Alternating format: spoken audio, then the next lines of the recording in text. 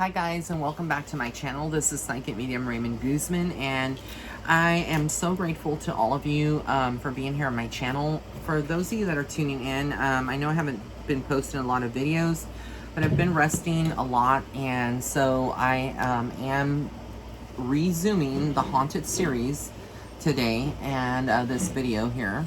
And I'm going to be doing a little bit of channeling in combination with using the tarot. Today's deck that I'm featuring here on my channel this is not sponsored by the way, but I am featuring it. It is the Light Seers Tarot, which is by Chris Ann. And I'm going to be calling upon the ancestors and spirits behind the Salem witches, the Salem witch trials. And I want to see what is going to come through, okay? So join me in prayer as I begin this video for protection. And so I call upon all the archangels, Archangel Raphael, Gabriel, Haniel, Michael, Metatron. I call upon all the archangels for protection. I also ask for my spirit guides and for the spirits of those witches who were murdered and hung and persecuted in Salem, Massachusetts, to come forward. So I ask for all the witches that, again, their souls perished untimely in this horrible, horrible environment that they were in, to please speak your truth if you can come through.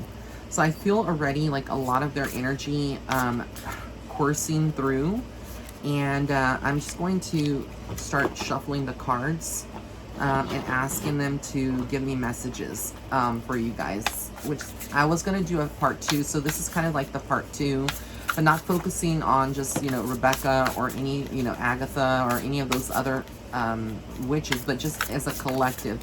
I want to know. And so they're telling me with the Two of Pentacles here is that it feels almost like there would be indecisions. There was a lot of fear, worries with the Two of Pentacles, the way it came out here. I feel like they were all worried. They were all distraught. And notice that was a female in the Two of Pentacles that came out. So again, this is how women felt. Look, Nine of Swords. I cannot make this up. This card fell out of the deck. This is what they felt. They felt despair. They felt horrible. It was horrible. The murders, the screams, the torture, the rape, the abuse. The textbooks, they are saying the textbooks do not cover all of the atrocities that happened to them. It doesn't even begin to cover the atrocities that you know, occurred to them. Spirits of the witches from Salem, please come forth. This is a protected space. And please show me what is happening. Okay, so we have here the Knight of Swords. It almost feels like a lot of them tried to escape this. Some of them did escape the witch trials.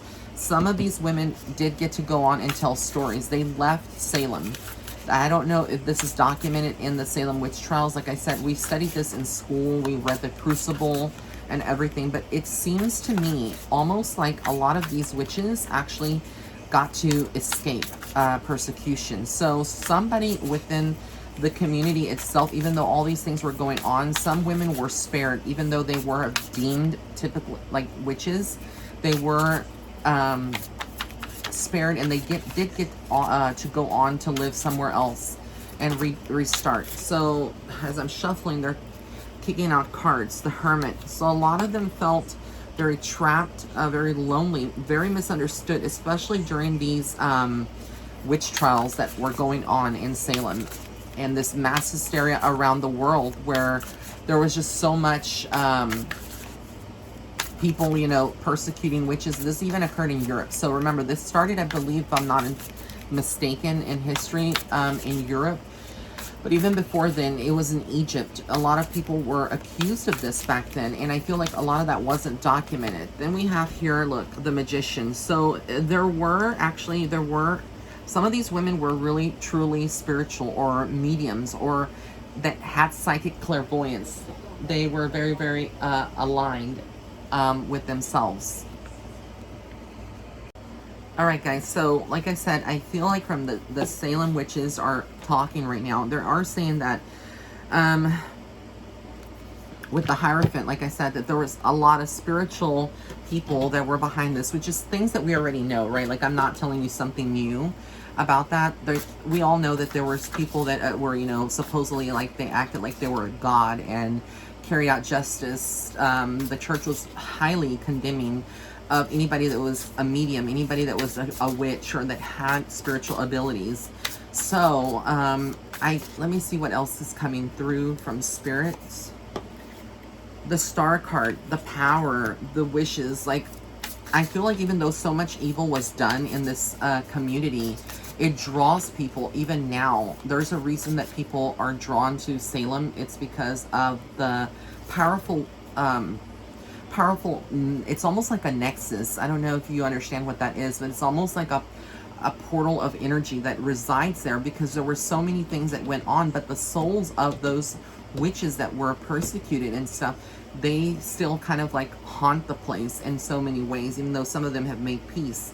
The Ace of Swords tells me that, again, they were very strong women. The generations that followed, the ancestors of their ancestors, these women that were burned, you know, or hung or killed in some way, they were, you know, guiding future women, female generations. So women now in Salem that are witches, practicing witches, they have kind of like stepped into their power more greatly and are really guided from those witches from Salem that were objectified and burned and murdered. Page of Pentacles, again, just tells me like it has become a place where I feel like in some ways, and I'm not talking crap about Salem, Massachusetts, but I'm just saying, I feel like in some ways that the location has become very egocentric and very about money, which is, it is like a tourist place, right? So we know that. But I feel like, again, there's just so much greed behind it that the ancestors don't believe. I feel like there's some witches and some people that are very much authentic, and they still honor the souls of those that came before them. Excuse me, that came before them. I had to burp here.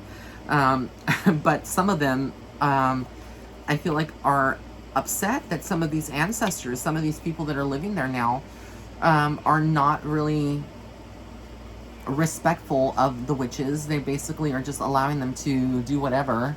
So I get that. And I also get here the Three of Pentacles. So again, I feel like there was something about money, something about,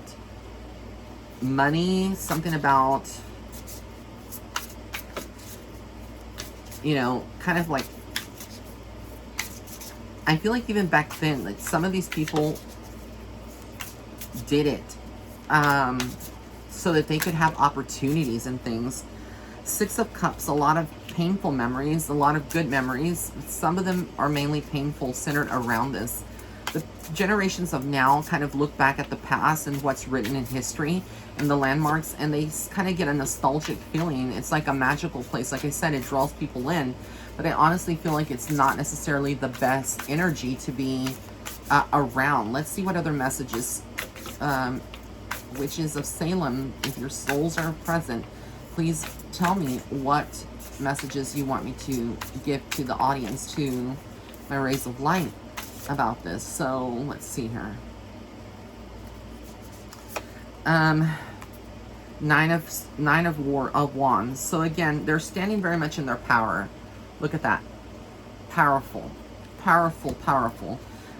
Even though they are on the other side, in their spirit, a lot of them are very, very much in their power. The Knight of Pentacles, journeys and things. So I feel like a lot of people are taking away the knowledge and the energy from these witches, and the story is going to live on forever with future generations. The Sun card is a very positive card. So I feel like, again, the divine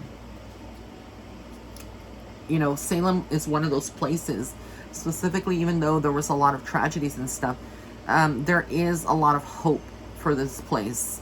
Going back to kind of like more to the roots. And I'm saying this because I feel like over the last 20 years, things have changed. I don't feel like Salem is the same now that it was in the 70s and 80s, which I know that would be like, well, Ray, that's, you know, common sense. But no, I mean, what I'm trying to say is that I feel like 20 years ago, you know, in the 1970s and 80s, things were a little bit different in Salem. The energy was different. Because I've never been to Salem physically. I've never visited, but it is on my bucket list. I would love to spend a week in Salem and meeting some of the witches and shops, you know, and kind of eating out there, which it is on my bucket list. But I honestly feel like the energy is just not the same as it was before. So I feel like it's a lot different, and I feel like they're going back to the basics here. A lot of these witches that were persecuted, a lot of them had, like I said, love affairs with people in the church. A lot of them, or the people in the church, these guys, these, you know, people that were religious, they had feelings, even though they were married to other women, or were in other relationships. They were very much having an affair. There was like a lot of love, but it was also not necessarily good love. It was kind of toxic, is what I'm getting here. And then the card popped out to the floor is the Knight of Wands. So again, their journey, a spiritual journey, like the creativeness, finding some kind of grounding. A lot of them loved it. A lot of the witches that perished here loved Salem. Before they were persecuted, you know. And I feel like it was a magical place even back then in the 1600s, right? It was very magical. But the magic ended up slowly dying away. Four of Pentacles, like a journey, right? Like someone holding on to their money and stuff. So a lot of these women, I feel like, that accused, they were jealous. The wives of these men that were jealous of these women, and they, you know, accused them as being witches and whatnot. They were very greedy. A lot of greed has existed even back then. And it's something that we see now with the businesses, certain businesses or places in Salem as of today. Seven of Swords, you know, a lot of deception. Look, the Raven. That is so pretty. I actually drew a raven and I posted on my Instagram. Again, if you're watching this video and you have not followed me on Instagram, what are you waiting for? Go to @PsychicMediumRay and follow me. But the Seven of Swords tells me a lot of lies. There's a lot of deception, beasts, you know, in the night. People taking advantage of others. Again, this would be the energy of men and women who were part of this dark plot or ploy to accuse innocent women and men of being witches. And then we have the Five of Wands. Again, just telling the story. The witches are telling the story. When we look at the Five of Wands, just like a lot of defensiveness, a lot of people arguing, a lot of people battling one another, a lot of words being exchanged. It wasn't pleasant. It was not pleasant. It was ugly. In the midst of this, in the height of it all. And then we have the Chariot. So again, a lot of people did escape. A lot of people moved away when they started seeing things were getting out of control. But then a lot of them were also chased for moving away. And there were, you know, questioned, why are you trying to move away from the community? Because I feel like they had this ultimate, it was almost like when you look at cults, like a cult, and you see a cult today, right? And how they are like very tight-knit. They're very controlling of all the members and everything. That's kind of like what it feels like in Salem in the 1600s when these witches were, you know, accused and murdered. Eight of Cups, a lot of them, again, a lot of these women wanted freedom. Is what they wanted, but it feels almost like a loss. It was a big loss for a lot of the people that, even though what they're telling me is that a lot of the people that were in church and they were like rooting these public hangings and these people that were stoned, you know, and accused of witchcraft, they had no choice. We all have a free will, but how can I say this? I feel like they did what we are seeing even today with like the things that in the media, all these movements that are, you know, happening around the world, where it's almost repeating, history repeats itself. So what they're saying to me is that even though all this was going on, a lot of the church members and people in the congregation, right, they didn't necessarily agree with the women being, accused of being witches and of witchcraft, and they didn't agree, but they had to support. They had to follow the movement, the trend, because they were brainwashed and socially conditioned to do so. And a lot of them feared that if they didn't support this movement, that they would actually be facing the same fate, that they would be looked upon because they would speak up against, the powerful, person, the sheriff or whoever was in this at this time in the 1600s when the height of this was going on. So a lot of people just followed. A lot of them just followed. They followed. Look, the Five of Cups. Again, a lot of disappointment, dissatisfaction. Not everybody that was in there agreed, but they are complicit of this. They are, an accomplice of this whole thing that went on. The Three of Wands, again, looking the ancestors. A lot of these witches that were burned, murdered, some of them have reincarnated, but some of them went on to be powerful guides on the other side for a lot of the witches that we see today, right? Studying the craft. Look, Page of Swords. Somebody that's studying, somebody that is very much in their mind. They're very intellectual. So a lot of the knowledge that's being passed down to modern witches or people that visit Salem is actually of these witches, that face this persecution, whatnot. The Ace of Wands. So again, it's all about accomplishment. Even though they were taken out, whatnot, they are proud of their future generations that have lived and are still embracing their spirituality and their individuality. King of Pentacles tells me is that there was a very powerful man back then, and again, it was all about money and greed. So again, many of the things that we see now, about Salem, even though it's a tourist place and whatnot, I do feel like a lot of it is stemmed and rooted in greed, and it's something that is eventually going to go away because God, the higher power, God, or even these witches don't really like that at this point. So this was the reading on Salem, the Salem witch trials, and channeling any messages that they wanted me to channel at this time. If you haven't seen part 1, you can go and see part 1. I did that over maybe about 2 years ago, and I never retouched the subject. So I wanted to touch it now before 2020 ends, since October is a very powerful month, and not only that, but this year in particular has been life-changing for so many people. So I hope you liked it, guys. If you did, please give it a thumbs up. Also like, comment, share, and again, if you haven't subscribed, go ahead and hit that red subscribe button on the bottom right hand corner of this video, as well as the notification bell icon, so that way you can be notified of any future videos that I publish on my channel. Alright guys, I love you so much. Until next time, bye.